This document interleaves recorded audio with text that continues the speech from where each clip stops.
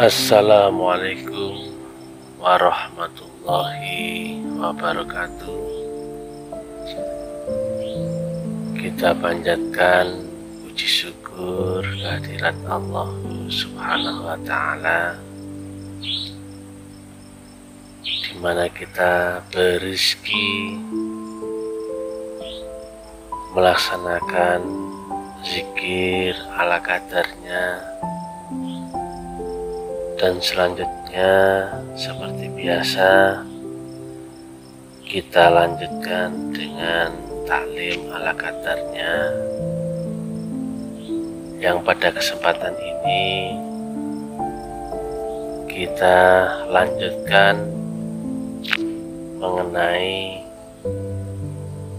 kenapa kita mesti mencari wasilah atau tali penghantar atau frekuensi supaya bisa terjadi koneksi antara kita di dimensi manusia relatif menuju Allah yang dimensinya adalah mutlak. Karena secara logika saja hukum fisika relatif gak akan pernah bergabung dengan yang mutlak, karena keduanya sifatnya saling bertolak belakang. Atau relatif juga tidak akan mungkin menjangkau yang mutlak. Itu sangat sederhana, bisa kita pahami.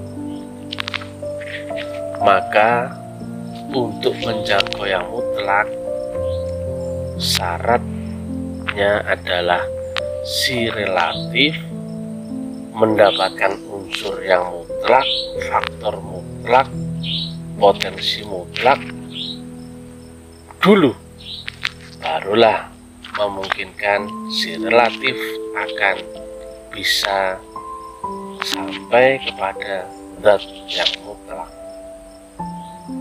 Artinya kita tidak bisa mengandalkan potensi diri sendiri, sementara limit potensi kita ya terbatas. Sementara yang kita tuju adalah zat yang maha tak terbatas, itu nggak mungkin ketemu.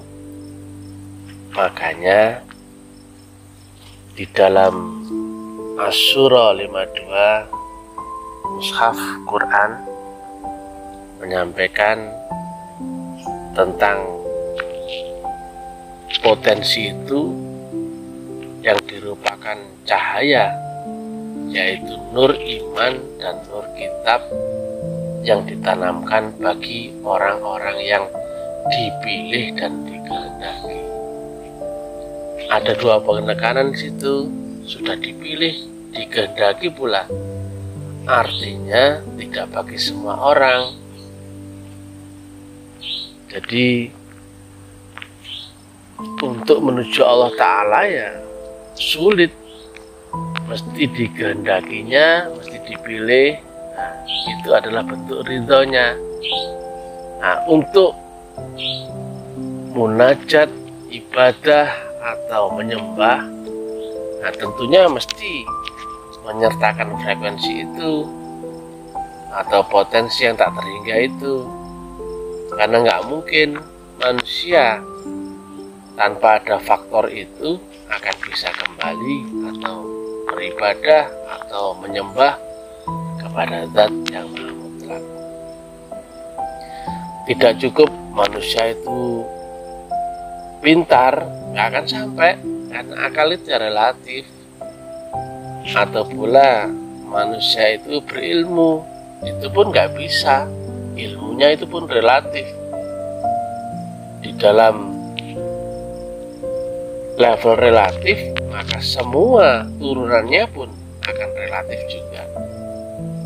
Tetapi berbeda jika manusia itu menggandeng atau beserta potensi yang maha mutlak yang didapatkan berupa nur iman dan nur kitab itu yang dalam Quran, maka dengan beserta metodologinya, frekuensinya,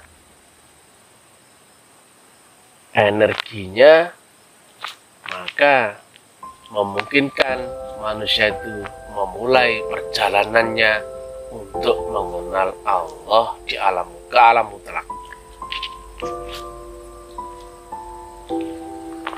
Jadi logikanya seperti itu. Nah, sama halnya demikian untuk semua yang berhubungan dengan ibadah vertikal, baik itu membaca Quran yang vertikal ataupun aktivitas-aktivitas ibadah berupa rukun iman, rukun Islam yang menyertakan variabel-variabel yang tidak kelihatan. Misalkan ada alam kubur, ada siksa kubur, ada neraka surga, ada malaikat, ada setan, ada Allah dan sebagainya, Rasul-Rasul Allah dan sebagainya.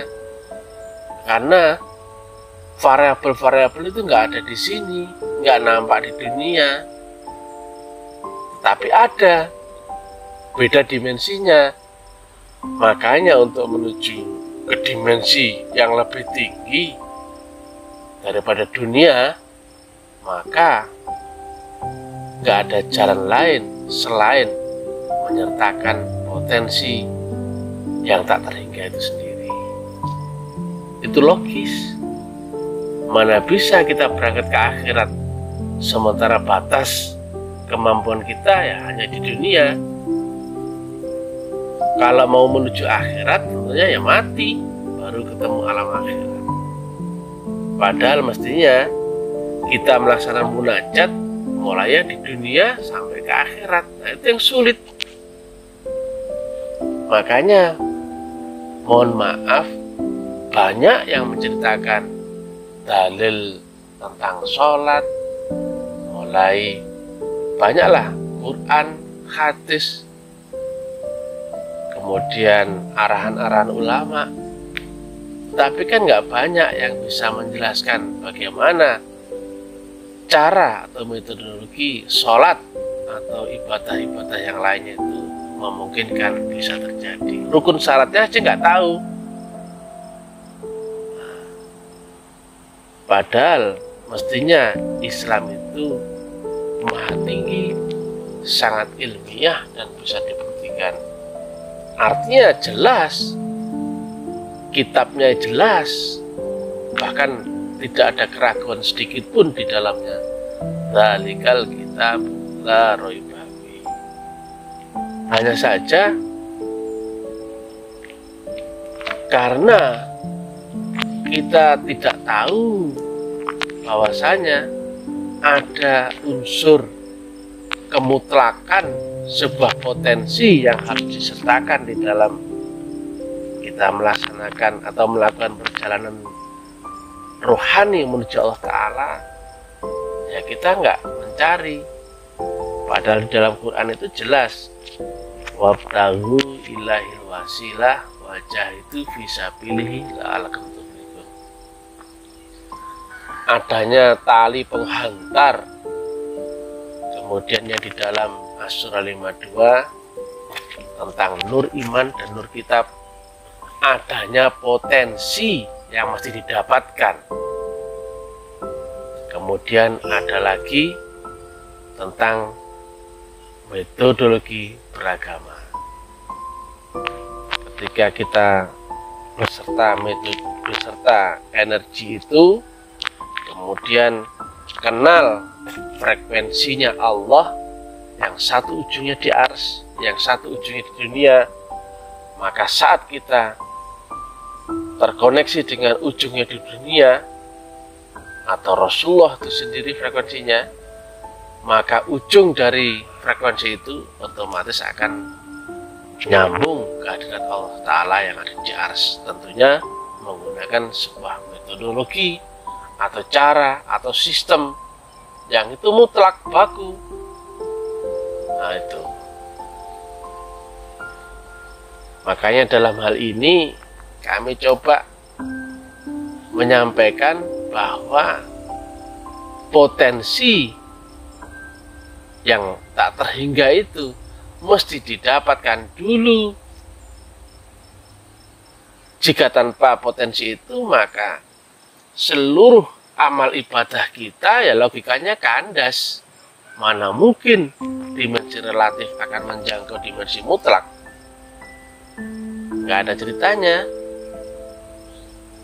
Rumus fisika, hukum fisika ya nggak ketemu. Matematika ya nggak pernah ketemu. Dan itu ada di dalam Quran. Tapi kita mungkin kurang bisa memahaminya. Nah, demikian mungkin penjelasan tentang pentingnya atau urgensinya seorang yang mau melakukan ibadah atau penyembahan mesti menyertakan atau beserta dengan potensi yang maha mutlak itu sendiri. Dan potensi yang didapatkan itu adalah bentuk izin dan ridho yang konkret, yang turun dari sisi Allah Ta'ala, yang disampaikan atau diturunkan, yang ditanamkan di dalam dada atau kolbu seorang mukmin saat dia menerima nur iman dan nur kitab, sama seperti yang dialami Nabi dan juga nabi-nabi yang lain. Semuanya begitu. Pada malam itu dibelah dadanya, dicuci kolbunya. Setelah itu ditanamkan nur zikrullah berupa nur iman dan nur kitab, yang kemudian dirupakan sebuah metodologi zikrullah. Yang kata Nabi, segala sesuatu ada obat pembersihnya, dan obat pembersih hati atau kalbu adalah zikrullah. Dan selanjutnya metodologi zikrullah itulah yang memungkinkan manusia bisa memulai perjalanannya, peribadatannya, munajatnya kehadirat Allah Ta'ala. Tentu berhubungan dengan yang maha mutlak, tidak bisa dikontrol dari sisi yang relatif, tetapi sifatnya mesti top down, bukan bottom up. Top down itu adalah dari kemutlakan yang maha mutlak atau Allah sendiri. Jadi nggak mungkin kita bisa menakar peribadatan kita sementara kita masih ada di dimensi relatif. Benar salahnya nggak tahu, nyampe enggaknya ya nggak tahu. Jadi jangan sampai kita puas dengan ibadah kita yang sudah melaksanakan sholat atau syahadat, zakat, puasa, haji atau rukun-rukun melaksanakan rukun iman lainnya, rukun Islam. Padahal semuanya tidak pernah terbukti sampai kehadirat Allah. Hanya kepercayaan saja. Aku sudah begini, aku sudah begitu, maka aku begini, aku begitu. Padahal tidak pernah terjadi pembuktian sama seperti yang dialami Nabi di dalam mushaf diceritakan. Maka potensi itu wajib didapatkan dahulu, karena dengan itulah belum pasti sampai, baru memungkinkan seorang manusia bisa melaksanakan peribadatan dan penyembahan kehadirat Allah Ta'ala. Wa ma khalaqtul jinna wal insa illa liya'budun. Dengan menyertakan potensi itu wajib, nggak ada jalan lain. Mana bisa sholat yang dilakukan manusia relatif mau nyembah yang mutlak. Niat kita sih niat, tapi kan masalahnya nggak sampai. Logikanya saja, misalkan kalau misalkan Allah ada di Jakarta, kita di Surabaya, niat kita mau menghantarkan suatu persembahan ke Jakarta, niat kita, sementara rukun syaratnya, sementara aturan mainnya, persembahan itu masih sampai ke hadirat Allah. Tapi karena niat kita dari Surabaya berangkat, nyatanya sampai Lamongan sudah kandas, kan nggak mungkin. berarti kan ibadahnya nggak sampai. Itu masalahnya. Artinya nggak mungkin menjangkau Allah hanya berangkat dari sisi kerelatifan manusia. Demikian, mudah-mudahan manfaat. Mohon maaf sebesar-besarnya. Assalamualaikum warahmatullahi wabarakatuh.